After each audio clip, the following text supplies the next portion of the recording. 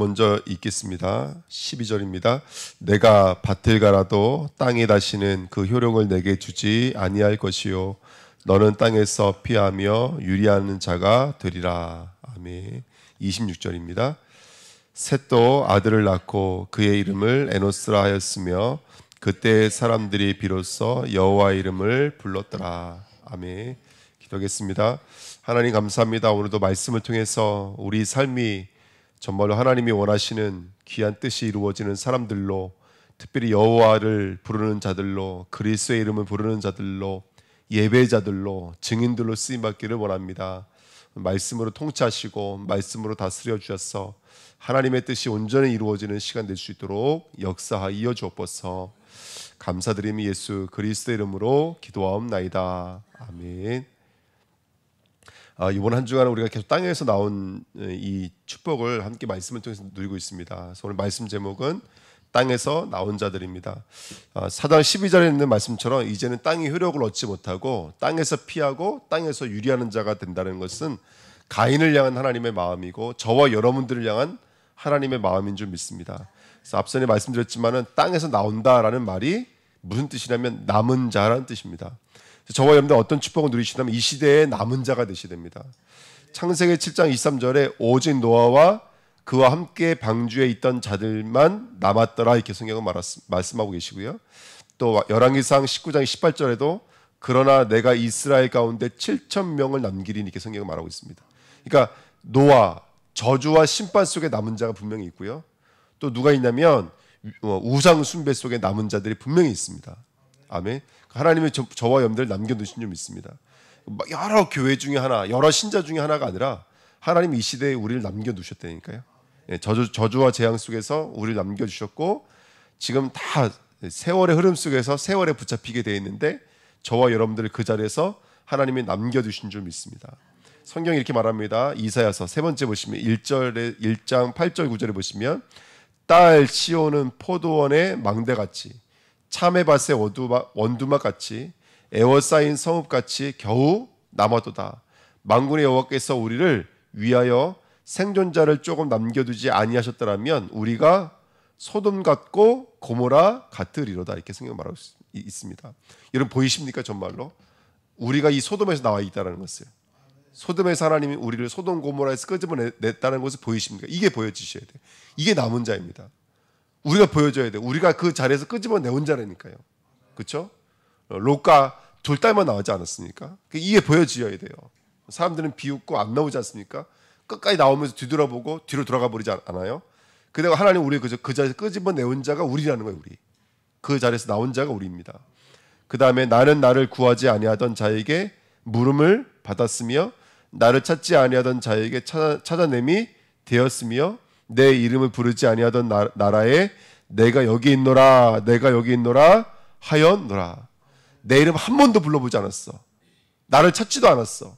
하지만 하나님은 끝까지 우리에게 찾아오셔서 내가 여기 있노라 말씀하셨다. 이게 남은 자예요. 여러분 이게 남은 자가 저와 여러분의 실력이 아닙니다. 하나님의 은혜고 하나님의 사랑인 거예요. 우리가 아직 죄인 되었을 때, 우리가 원수 되었을 때 하나님이 우리를 사랑하시는 그 사랑이 예수 그리스도의 십자가로 못 박히는 것으로 확증되신 거예요. 그래서 우리가 나온 겁니다. 그러니까 이게 남은 자가 됐다는 말이 보통 말이 아닙니다. 성경은 남은 자의 귀한 응답을 누리는 거예요. 갈라디아 3장 16절에도 이 약속들은 그래요. 생육번선 충만한다 그랬죠. 이 약속들은 아브람과 그 자손들에게 말씀하신 것인데 여럿을 가리켜 그 자손들이라 하지 아니하시고 오직 한 사람을 가리켜 내 자손이라 하셨으니 곧 그리스도라. 누가 자손입니까? 누가 생육번선 충만입니까? 누가 남은 자입니까? 그리스도만 남아있는 자가 남은 자입니다. 여러분들. 그리스도. 그러니까 오늘도 우리가 뭐 계속 그리스도 그러니까 이게 그냥 단어로 들릴 때도 있고 형식으로 들릴 때도 있지만 그러면 안 됩니다. 오늘 우리 기도하시면서 나를 남은 자 되게 만드신 그 그리스도를 오늘 확인하셔야 됩니다. 심판의 자리에 놔두지 않으시고 우상의 자리에 놔두지 않으셨고 그렇게 소돔과 고모라의 자리에 놔두지 않으신 하나님의 사랑이신 그 그리스도가 오늘 다시 한 번 더 새로워지시고 더 선명해지시고 분명해지셔야 됩니다. 오늘 그 자리로 들어가는 이 시대 남은 자 되시기를 축원드립니다. 두 번째 저와 여러분들은요 순례자입니다. 시편 119편 17절부터 24절 말씀인데요. 17절부터 19절 말씀 읽어드리면 주의 종을 후대하여 살게 하소서. 그리하시면 주의 말씀을 지키리이다. 내 눈을 열어서 주의 율법에서 놀라운 것을 보게 하소서. 나는 땅에서 나그네가 되었사오니 주의 계명들을 내게 숨기지 마소서. 아멘. 여러분 오늘 이렇게 말하고 있죠. 우리 몇 절이라면 19절에 나는 땅에서 객이 되었사오니 주의 계명을 내게서 숨기지 마소서 이렇게 말하고 있습니다. 여러분 하나님의 말씀은 누가 그 흐름을 탈 수가 있는 거라면 땅에서 나오는 자가 말씀의 흐름을 탈 수가 있습니다. 세월과 땅의 흐름에 묶여져 있으면 말씀의 흐름을 탈 수가 없습니다. 그러니까 말씀의 흐름의 반대는 세월의 흐름을 타는 거예요. 땅의 흐름을 타는 거예요. 근데 우리는 땅에서 나오셔야 돼요. 땅에서 나오셔야지만이 말씀의 흐름을 탈 수가 있는 거예요. 그래서 성경의 말씀, 진리의 복음을 깨닫는 것은 아무에게나 허락된 것이 아니라 땅, 곧 나에게서 나오지 않으면 이 진리의 복음은 절대로 깨달을 수가 없습니다. 말씀이 쉽게 깨달아지지 않는 이유는 뭐냐면 말씀이 누구에게 속하여 있기 때문에 그래요. 말씀이 하나님께 속하여져 있기 때문에 그래요. 땅에 속해 있다는 것은 우리가 알아들을 수 있다는 얘기인 거예요. 땅에 속해 있다는 것은 우리가 너무너무 알아들어요. 젤렌스키가 어떻고 러시아가 어떻고 이런 것들 우리가 쉽게 알아들을 수가 있어요. 하지만 하나님의 말씀은 하늘에 속해져 있는 거기 때문에 우리의 이성으로는 깨달아 줄 수가 없어요. 어떻게 해야지만 깨달아 줄 수 있느냐? 키가 하나 있어요. 땅에서 나오셔야 됩니다. 땅과 세월의 흐름에서 나오셔야지만이 말씀을 들을 수 있어요. 그래서 순례자가 되라는 거예요. 순례자가 이 땅에 머물지 말라고 말씀하시는 거예요. 이 땅에 건축물에 머물지 마시고 이 땅에 우리는 아니하고 있던 그 보물로부터 나오셔야 돼요. 나를 지키려고 했던 그 보물로부터 나오셔서 정말로 광야에서 오직 예수 그리스도 한번 의지할 수밖에 없는 그 사람이 되셔야 돼요. 그게 순례자입니다. 그래서 기도의 순례자가 되는 거예요. 기도의 순례자.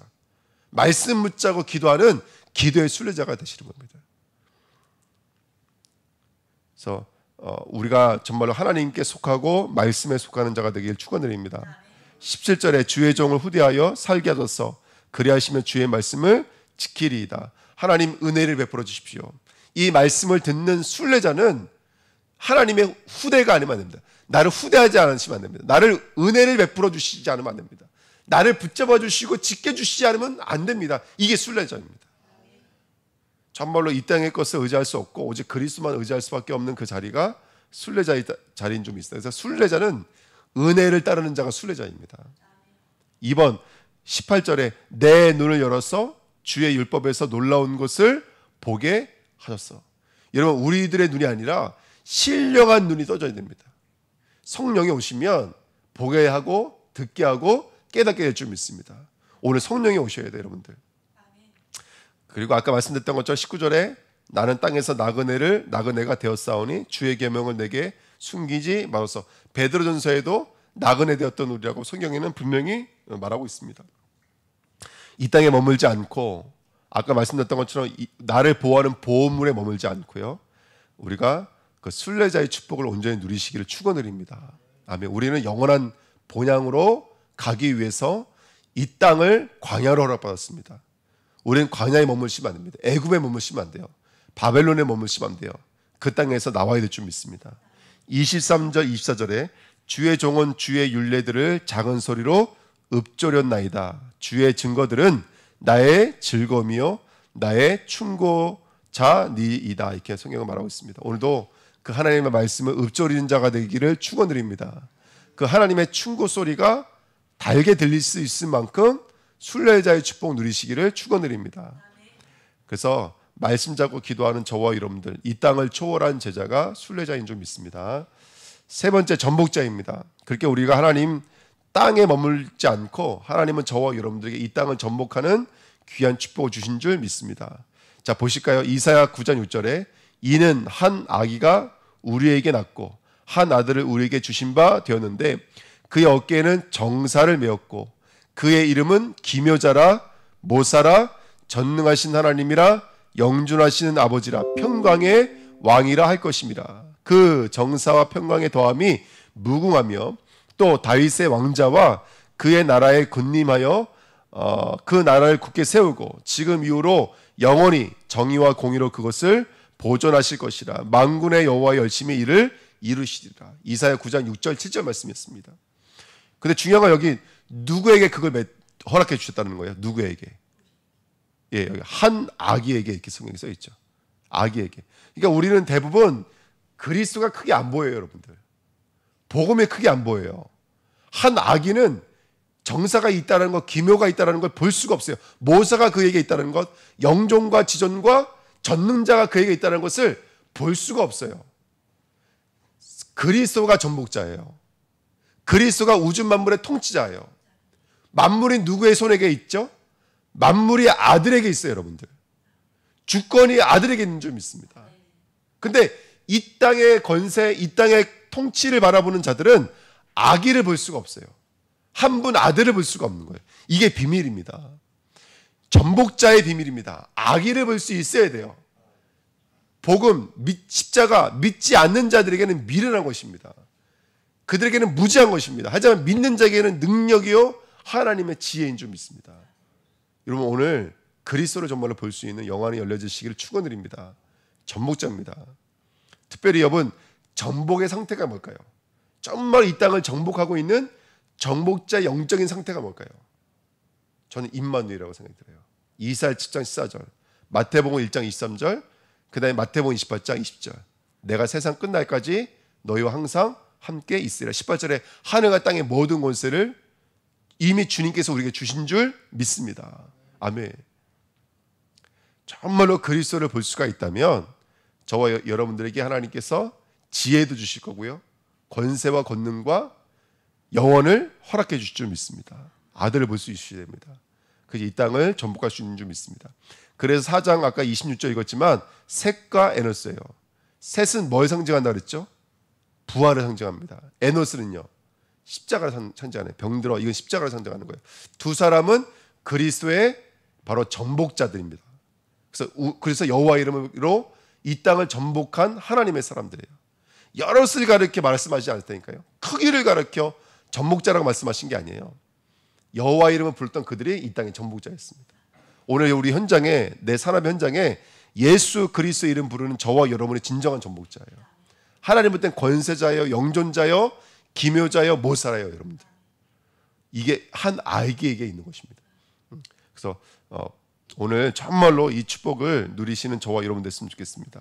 그래서 가인과 라멕이 겉으로 봤을 땐 전복자처럼 보이지만 그들의 경제, 문화, 그들이 이 세상 권력 다 붙잡고 있는 것처럼 보이지만 3단체가 뉴에이지가 프리메이슨이 유대인이 이 땅을 다 장악한 것처럼 보이지만 아닙니다, 여러분들. 진짜 전복자는 그리스도 이름 부르고 있는 저와 여러분이 진정한 전복자인 줄 믿습니다. 오늘 그 언약을 다 붙잡고 현장에서 정말로 그리스도 이름을 읊조리십시오. 말씀을 읊조리십시오. 말씀 붙잡고 기도하는 순례자의 길을 거시고 정말로 하나님의 이 땅에서 나온, 저주에서 나온 남은 자의 축복을 온전히 누리기를 축원드립니다. 두 번째, 그러면서 이번에 정말로 중요한 메시지가 뭐냐면 이거였어요. 여러분, 세월의 흐름을 이겨야 된다는 거예요. 결국에는 우리의 영적 싸움 뭘까요? 세월에 묻히는 거예요. 시간이 흘러가면 묻히는 거예요. 그러니까 제가 이제 우리 하나 때 하민이는 뭐래도 막 이쁘다 그리고 하나는 뭐래도 이게 잔소리가 나와요. 그러면 잔소리가 되면 뭐냐면 세월이에요, 세월. 이렇게 하면 너 어른들이 싫어한다. 이렇게 행동하면 너 안 된다. 이런 거 계속 말하거든요. 근데 사실은 뒤돌아보면 그거 맞는 말인 것 같지만 이건 다 제 안에 세월에 묻혀져 있는 거예요. 세월이요. 그게 더 많을 때가 더 많아요.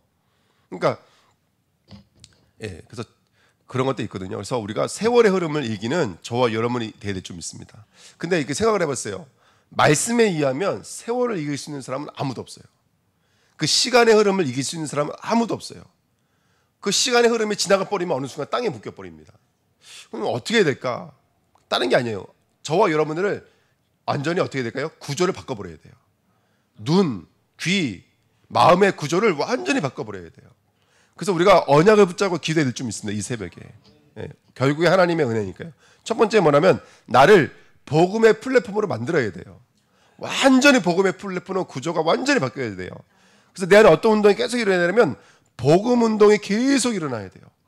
오늘도 십자가와 부활이 날마다 새로워져서 만나는 사람, 어떤 환경, 어떤 상황 속에서 이 십자가 부활의 운동이 계속 일어날 수 있도록 붙잡으셔야 됩니다. 십자가가 1년에 한 번 고난 주간에 있었던 연중 행사가 아니라 매일마다 그리스도의 십자가를 붙잡는 거예요. 아멘. 그때 정말로 흑암의 권세가 쪼개진다니까요. 나와 사단이 쪼개지고 나와 저주와 재앙이 쪼개지는 거 분리가 된다고요. 그게 베리팀의 약속입니다. 십자가 부활의 운동이 내 안에 계속 일어나야 돼요. 오늘 그 축복 누리기를 부탁드립니다. 우리 후대를 붙잡고 예수 그리스도의 십자가와 부활의 능력으로 우리 후대를 위해 기도하고 우리 있는 현장을 위해 기도하고 사람의 현장을 놓고 기도해야 될 줄 믿습니다.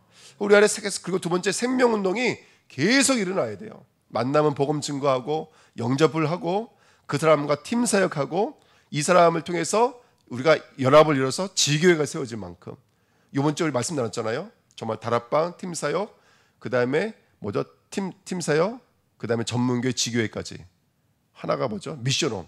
예. 그 응답을 누릴 때까지 정말로 생명운동 하셔야 됩니다. 그 그림을 가지고 계속 생명운동 하셔야 돼요. 그리고 세 번째 제자운동입니다. 한 사람 한 사람을 제자운동 하시는 거예요. 그래서 저와 여러분들이 이런 복음의 플랫폼을 가지는 하나님의 사람 되시기를 축원드립니다. 두 번째 기도의 망대를 가지셔야 돼요. 기도의 망대. 그래서 보십시오. 기도의 망대의 가장 중요한 키는 뭐냐면 393입니다. 3은 뭐냐면 성삼위 하나님이잖아요. 여러분 성삼위 하나님을 누리는 기도의 망대를 가지셔야 됩니다. 기도의 망대. 그래서 매번 기도할 때마다 성삼위 하나님께 감사드립니다. 아멘. 고백할 때마다 성삼위 하나님께 감사드립니다. 막 의도적으로라도 성삼위 하나님에 대해서 늘 우리 입에 붙이셔야 됩니다. 성삼위 하나님께 감사드립니다. 아멘. 그 다음에 두 번째 구가 뭐예요? 보좌의 축복이에요. 쉽게 말하면 오늘도 정말로 이 땅의 것에 머물지 않고 세월에 묶이지 않고 보좌의 축복이 우리에게 임해야 될 줄 믿습니다. 보좌의 축복이 임하셔야 돼요. 그 다음에 마지막 3은 또 뭐죠?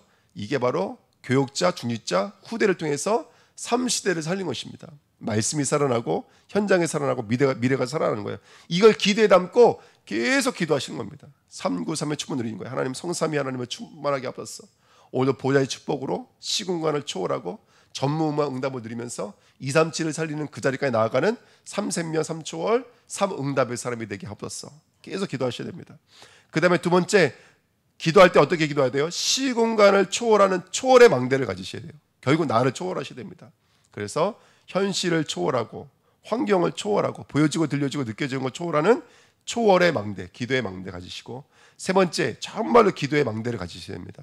뭐가 기도냐? 마태복음 6장 10절에 뜻이 하늘에서 이루어진 것 같이 어디에서도 이루어지리이다. 땅에서도 이루어지리이다. 하나님의 뜻을 붙잡고 기도하셔야 됩니다. 그게 뭐죠? 말씀 붙잡고 기도하시는 거예요. 말씀 붙잡고 기도하시는 것이 뜻이 이루어지게 없었어라고 하는 기도입니다. 그래서 우리는 새벽에 불 안 끕니다. 그래서 눈 뜨고 말씀 붙잡고 기도하시는 저와 여러분들이 될 줄 믿습니다. 뜻을 구하는 것이 진정한 참된 기도입니다. 진리입니다. 이번 주에도 우리 예배, 진리 예배가 가야 된다 그랬는데 진짜 기도는 눈 뜨고 말씀 붙잡고 기도하는 기도입니다. 세 번째, 저와 여러분들은 증인의 안테나입니다. 하나님의 음성을 듣는 안테나고 정말로 237이 멀리 있는 게 아니거든요. 여러분 세계복음화가 멀리 있는 것이 아닙니다. 그래서 어려서부터 우리가 증인의 안테나가 시작되면 사실은 가정에서부터 시작됩니다. 그리고 예배가 최고의 세계복음화의 축복입니다. 세계복음화가 멀리 나가야 세계복음화가 아닙니다. 예배가 최고의 세계복음화입니다. 예배가 최고의 세계복음화예요. 마지막으로 소수가 최고의 세계복음화예요. 멀리 있는 게 아닙니다. 정말로 우리가 영적인 안테나만 조금만 세워진다면 가정에서도 예배에서도 소수에서도 우리는 세계복음화를 감당할 수 있는 줄 믿습니다. 아멘. 언약 붙잡고 기도하시면서 오늘 땅에서 나오시고요. 세월의 흐름을 이기시는 귀한 그리스도의 종 되시기를 축원드립니다. 기도하겠습니다. 하나님 아버지 감사드립니다. 오늘도 말씀 붙잡고 기도하면서 하나님이 원하신 하나님의 사람들로 쓰임 받도록 축복하여 주옵소서. 감사드리며 예수 그리스도의 이름으로 기도하옵나이다. 아멘.